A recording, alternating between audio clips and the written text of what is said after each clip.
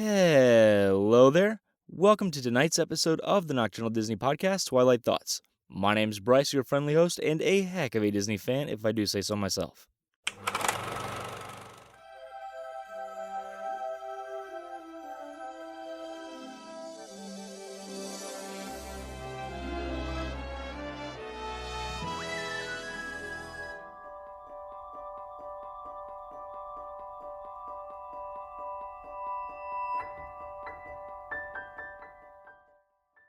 So there's been a lot of speculation going around lately about what exactly is going to be available for Disney Plus members when the service launches. Well, we just got a list of all the TV shows and movies that are going to be on the service when it launches, so here we go.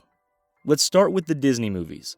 101 Dalmatians, a Goofy movie, an extremely Goofy movie. Bambi, Born in China, which is really nice to see that Disney Nature's getting some love here right off the bat. You know, I kind of thought they would hold that back for a little bit. Fantasia, even more shocked to see Fantasia than I am to see Born in China. Free Solo, Frozen, which, come on, was there any doubt that Frozen was going to be on there day one? I don't think so. Especially with Frozen 2 coming out later that month. Honestly, it's perfect marketing. Fun and Fancy Free, Hercules, High School Musical, Honey, I Shrunk the Kids, Lilo and Stitch, Lady and the Tramp, the live-action remake. Me and Chris haven't really been talking a whole heck of a lot about this remake because we don't know a whole heck of a lot about it. But come on. Day one? Are you serious right now? Lady and the Tramp remake, day one. They are dropping some powerhouses right here in the beginning. I mean, honestly, people were excited about Disney Plus just because it's Disney Plus, but to see the support that it's getting with the real heavy hitters that it's going to get right off the bat, that's really, really impressive. I hope that Lady and the Tramp is good. I have no reason to think that it won't be, so can't wait for that. Mary Poppins, Mickey, Donald, and Goofy and the Three Musketeers, which I can't wait to see that again. I haven't seen that in a long, long time. Mickey's Once Upon a Christmas, Moana, Pirates of the Caribbean, The Curse of the Black Pearl, Remember the Titans, which honestly I always forget is a Disney movie, but I really do like it. Sleeping Beauty, Snow White and the Seven Dwarfs, Steamboat Willie, which I don't know if they've made a longer version of that and I just didn't know about it, or if they're going to put an entire dedicated spot just for the original Steamboat Willie. Are they going to do that for other short films like Plain Crazy or something like that? I don't know. I think it's really interesting, especially when you think about the fact that Steamboat Willie is only about 7.5 minutes. But be that as it may, it is on this list, so there you go. The Little Mermaid, the 1961 version of The Parent Trap, the 1990 version of The Prince and the Pauper, The Princess Diaries, which is a very underrated movie if you ask me, The Rocketeer, The Sorcerer's Apprentice short, which I guess they are going to go ahead and split these shorts up. I don't know if that's necessarily the best idea. I don't know if they're trying to just pad content. You're Disney, you have so much stuff. You have so much available to you that you're not going to need to pad content. But are you going to do it kind of like the way that they did at the resorts back when I was a kid? I remember going to Animal Kingdom Lodge and going down to the Mara, right? Sitting at one of the tables with my mug of Coke, and I would watch the TV play, and they would play Disney shorts, right? And you say, oh, just the new Mickey and Minnie ones, the Donald and Goofy ones where they're kind of like gangly looking, those, right? No, they would play the classic shorts of like Pluto and Chip and Dale and Donald and Goofy, but they'd also take snippets of different movies like Alice in Wonderland, right? They would take the oyster scene, that whole scene, and make it a short. Now, I don't think that they're going to do that with Disney Plus, but I do think that maybe they're going to be separating out these more iconic Disney shorts into their own thing. That way, like with Sorcerer's Apprentice, you know, that's in Fantasia. So both of these are dropping day one. But the nice thing about watching The Sorcerer's Apprentice versus Fantasia, I don't have to sift through all of Fantasia to find The Sorcerer's Apprentice if that's all I want to watch. And that is arguably the single most famous short Disney may have ever put out. So, I don't know. It'll be interesting to see what they do because I know that Disney is actually putting together an entire show just for shorts. So I know that not all of the shorts are going to be separated off like this, but within this list, 2 of them already are. It's interesting. Getting back to the list, The Sword and the Stone, The Three Caballeros, and to round out the Disney list, Tron. Now Tron, I think is a bit of an odd choice. I don't know if it's because they're opening the Tron roller coaster here in Magic Kingdom pretty quick here. I just think it's odd. I'm interested to see it because I know it is one of the classic movies that nerds need to see and I just never have. So already right there, Disney Plus is worth its weight in gold to me. Come on. Moving on to Pixar, you got Toy Story, A Bug's Life, Toy Story 2, Monsters, Inc., Finding Nemo, The Incredibles, dun-da-da, Cars, Ratatouille, WALL-E, Up, Toy Story 3, Cars 2, Brave, Monsters University, Inside Out if you need a good cry, The Good Dinosaur, which might be the most advertising that movie's gotten since its release date, because nobody talked about that movie. A lot of people think that it's a Pixar failure, and it's not my favorite film, but in a world where Cars 2 does exist, it's definitely not Pixar's worst either. Finding Dory, Cars 3, Coco, and we're going to round out right now with Incredibles 2. So right off the bat, we get the entire library of Pixar films up to this point. And I say up to this point because right now, Toy Story 4 is knocking on the door of $1 billion in the theaters, and that is nuts to me because a lot of people, including myself, did not want a Toy Story 4 to come out because the third one wrapped it up so nicely with such a pretty bow. Then Toy Story 4 came along, and I gotta be honest, it was really good. It was the only movie of the summer that I wanted to go see twice, and I did. So that should say something, I think. That being said, I am curious as to how soon Toy Story 4 is gonna get onto the service. It's usually about 6 months after the movie comes out in theaters that it hits home video, so the Blu-rays and whatnot. But if they're not doing that anymore, actually I wonder if they are, to be honest with you. I don't know. I don't think that they are. But in any case, how quickly does Toy Story 4 then hit Disney Plus? Is it a simultaneous launch of the Blu-ray and on Disney Plus? Because I gotta be honest, if I have Disney Plus, why am I buying it on Blu-ray if I only want to watch it on Disney Plus? Especially now that Disney Plus is going to be offering the bonus features on the service. Doesn't really make a whole lot of sense. So my question is then, do they push the release on Disney Plus back? That way they can get the sales of the Blu-ray and then almost kind of double dip with Disney Plus? Or do they release them simultaneously and kind of cut themselves off at the knees with the Blu-ray release? I don't know. I can't wait to find out what they do though, because it's gonna be interesting. Moving on to Star Wars, I think a lot of people are very, very excited to have Star Wars be part of Disney Plus, especially because of how good of a service Disney Plus is promising to be.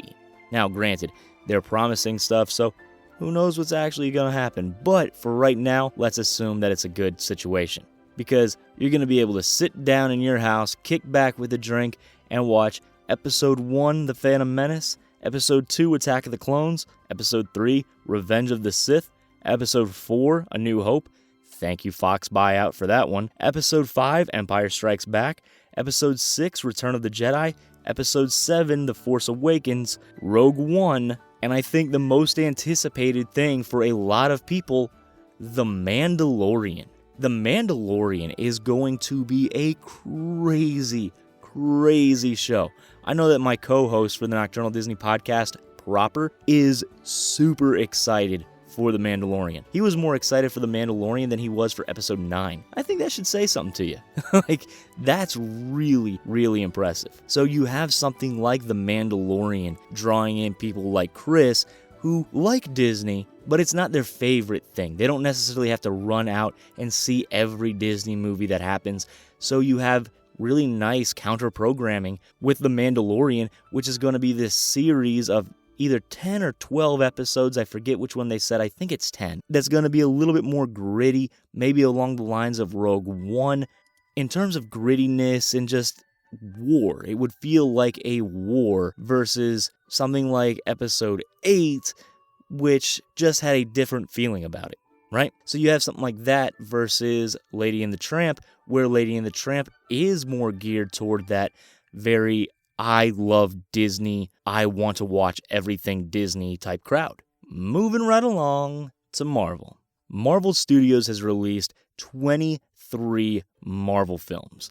They have a lot of content, and when Disney Plus launches, It's going to have Captain Marvel, the first Iron Man 3, Thor the Dark World, and coming pretty quick after the launch on December 1st is going to be Avengers Endgame. Look, I'm very excited for Disney Plus, right? I really cannot wait for it. But when you see essentially the full catalog of Pixar come out, you see a number of movies from Disney coming out, right? You see almost the entire saga of Star Wars up until what we have right now coming out. And then you come to Marvel and you have this pittance. I mean, come on, guys. I'm not saying, oh, now I'm not going to get Disney Plus, because honestly, as of right now, I own 99%, if not all, of the Marvel movies on Blu-ray. I can watch them whenever I want. But it's just a little odd to see how little is actually coming out for Marvel right here at the beginning. Now, that being said, they had almost half of the Hall H panel at Comic-Con devoted to Disney Plus entertainment for Marvel, right? We have Loki coming out, WandaVision, we have What If, we have Hawkeye coming out, we're going to get Falcon and Winter Soldier, plus all of the other movies that we're going to be getting. It's very exciting. So we will have content as Marvel fans to watch. I'm just saying right off the bat, it's very, very slim pickings. And what they give us is odd choices too. Like, Captain Marvel hit $1 billion, that's for sure. But there was a lot of people who were very loud and vocal about their dislike of the Captain Marvel character. And quite honestly, I feel like that was undeserved because I really liked the movie. But in any case, there's that. Iron Man, universally loved, I think. Iron Man 3, almost universally panned, I think. It's better than Iron Man 2, which we oddly don't get. We're going to skip right over the first Thor, go right into Thor the Dark World. Maybe because that has so much to do with Endgame. But still, it's just an odd collection of movies to get right off the bat. That's all I'm saying. That's all I'm saying. Now moving on to something I am very excited about because of when I grew up. See, I grew up in the 90s, so I had access to shows from the Disney afternoon. Darkwing Duck, DuckTales, Tailspins, Chip 'n Dale Rescue Rangers. All of those shows, bonkers. And it was awesome. I loved them, and I had access to them, and I watched them quite a bit. Gargoyles. Oh my goodness, Gargoyles. But here's the deal. I never had Disney Channel, and I never had Disney XD. So when I heard all my friends talking about, oh man, I love Recess, I had no idea what it was about. Oh man, Kim Possible, that is such a good show. No idea. Right over my head. But now, going into the TV shows, we have Amazing Planet, Brain Game, The Dog Whisperer with Cesar Millan. Jamie, I think you'll be appreciative of that. Dr. K's Exotic Animals, Dr. Oakley's Yukon Vet, Drain the Ocean, which got no idea what that is because I feel like we should want to be filling the ocean, not draining it, but whatever, I digress. DuckTales, 1987 to 2016, which is very exciting because I used to love the original DuckTales, and I think everybody knows that, and I really enjoyed the reboot. I saw the first couple episodes, but then it went behind a paywall, and I didn't have the money, so I didn't get to watch it. But with this, I am going to tear that up, especially with the introduction of Darkwing Duck and the announcements that they had for Season 3 of the show, saying that it's going to have more of Darkwing Duck. It's going to have Gosalyn. It's already got Launchpad. It's going to have Chip 'n Dale from Chip 'n Dale's Rescue Rangers. It's going to have Gadget. It's going to have Monterey Jack. This is awesome. They've already brought Don Carnage into this series in an earlier season. Do you know what that means? That when I was a kid, I imagined all of these worlds being interconnected. Then when Twitter came out, somebody asked Tad Stone, the creator of Darkwing Duck, hey, is Darkwing Duck and DuckTales in the same universe? Because Launchpad carries over from both, and he has memories of both of the shows. So he must be the same character, right? Tad Stone wrote back and said, well, no, I've never ever thought of them as being in the same universe, which I have always thought is lunacy. That's crazy. You cannot tell me that you have this much crossover and they're not in the same universe. Get out of here. Get out of here right now. I defy you. Here's the deal. With this reboot and they're bringing everything into the same show, DuckTales, it proves that they're all in the same universe and the same continuity, and that, my friends, is terribly exciting. I cannot wait to see what else they do with this show. So going back to my earlier question about Toy Story 4, I'm really interested about the release date of these TV shows on network television and then them putting them on Disney+. I cannot wait to see how this all shakes out. I'm really, really excited about this. Going back to the list though, you have Earth Love, Encore, Goof Troop, which is another great show, which is also another show that's being brought into DuckTales 2016. Such a good time. It is a great time to be alive, guys. I mean it. Great Migrations, High School Musical, the series, Howie Mandel's Animals Doing Things, Kim Possible, which, again, is another show that I couldn't watch that I can't wait to watch, Malcolm in the Middle, Marvel's Guardians of the Galaxy, animated, Marvel's Hero Project, Marvel's Ultimate Spider-Man, animated. So right off the bat, we have 3 cartoons that we can watch as Marvel fans on opening day, which, I'll be honest, that's pretty exciting.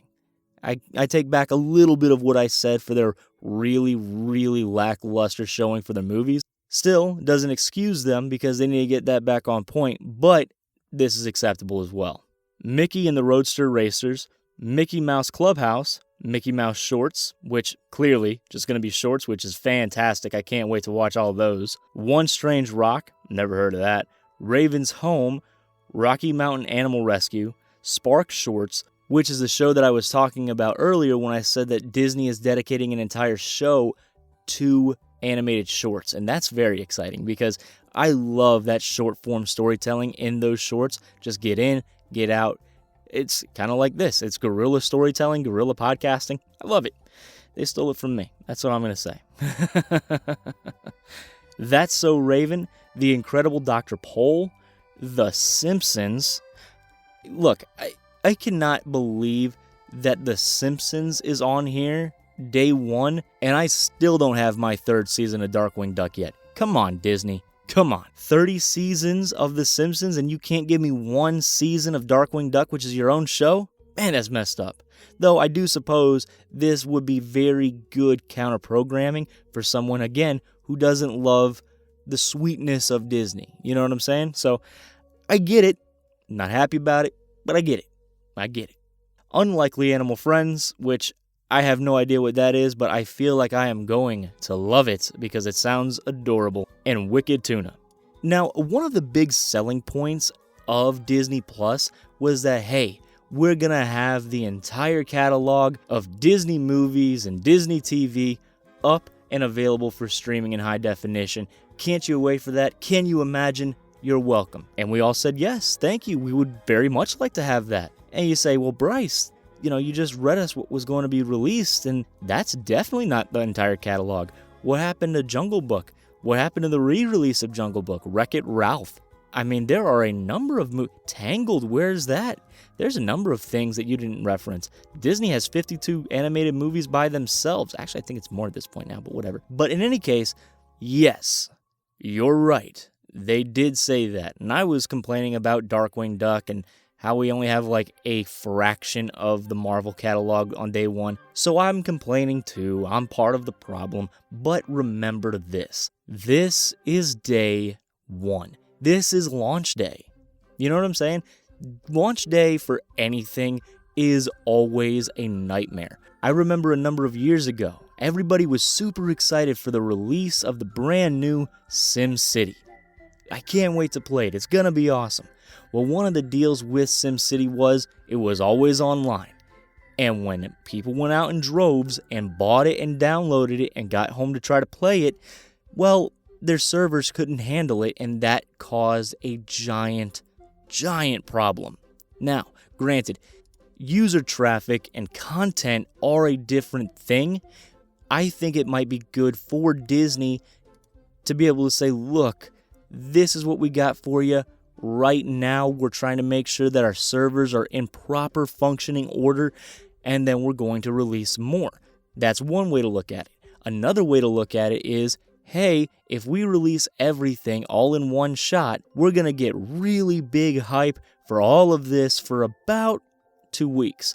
Then everyone's going to stop talking about it and move on to the next thing that's come out. Hey guys, did you see the new trailer for Season 4 of Stranger Things? Now all the attention's on that. Now all the focus is over there on Netflix again, and Disney's got nothing else to give because they've already put everything out. So from a business perspective, it doesn't make a whole lot of sense. But if Disney holds back a little, right, they say, yeah, we're going to give you Moana and Frozen right up front. But you know what? In December, we're going to drop Tangled and Wreck-It Ralph on you. How does that make you feel? Now everyone's excited again. Oh man, I haven't seen Wreck-It Ralph in years. I can't wait. I saw Wreck-It Ralph 2 a couple years ago. That was awesome. I can't wait to revisit the first one. Stuff like that. It makes sense, and I can understand why Disney would want to do that. So if they feel comfortable coming out here with saying, hey, we have this for opening day, I'm fine with it. Now keep in mind too, they are brand new to this whole world of streaming services. Yeah, they have Hulu, but they're not running it. You know what I'm saying? They didn't set it up. They set up Disney Plus. Not only that, but they are now in direct competition with something like Netflix, and that's big. You know what I'm saying? And you do not want to botch your release because you're trying to get too much stuff out there too quickly. So, I get it.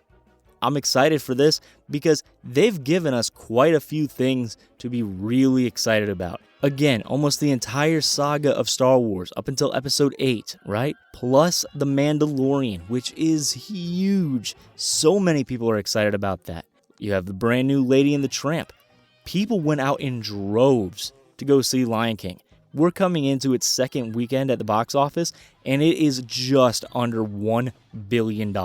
I was telling Chris on the main show last week, I don't think Lion King is going to hit $1 billion, and if it does, it's going to limp across it. Well, boy, was I wrong. You know what I'm saying? They could have taken those numbers and said, you know what? We should hold Lady and the Tramp back and put that out in theaters, make a killing. And they probably could have. But no, they're going to give it to us opening day of Disney+. They're giving us content. They're not holding stuff back. This is exciting. Guys, clearly, I am terribly excited about this. How do you guys feel? What is the most exciting thing for you that was announced for day one? Let me know in the comment section down below, or let me know over on Twitter at Disney Nocturnal. You can email me at Bryce, that's BRICE, at thenocturnaldisneypodcast.com. Or you can get a hold of me on my Instagram page, which is the Nocturnal Disney Podcast, all separated by underscores. Or you can join our Facebook group. Any way you choose to get in contact, guys, by all means, please do. I love hearing from you. I know Chris enjoys hearing from you as well. We were actually able to read some 5-star reviews on our last episode. And if you leave us a 5-star review because you've liked what you heard here today, or in any of the past episodes, we'll actually read it on air as a way to say thank you. Well, I've told you where you can find me to talk to me, but where can you listen to the show? You can listen to the show on almost any of the podcast apps, like Apple Podcasts. You can listen to it on Google Play. It's in the Google Play Store. It's on Stitcher. It's on Spotify, YouTube, and you can also find me on DigiFox Studios Network, foxplaybox.com. Guys, if you would like, favorite, and subscribe, I would greatly appreciate it. It does help us get up through the ranks so more people can find our show, and I'm trying to punch out more content. That was the whole idea behind Twilight Thoughts, so hopefully this is working for you. And guys, I really do mean it. I really am thankful for everything you do, and please, hurry back, we're dying to have you.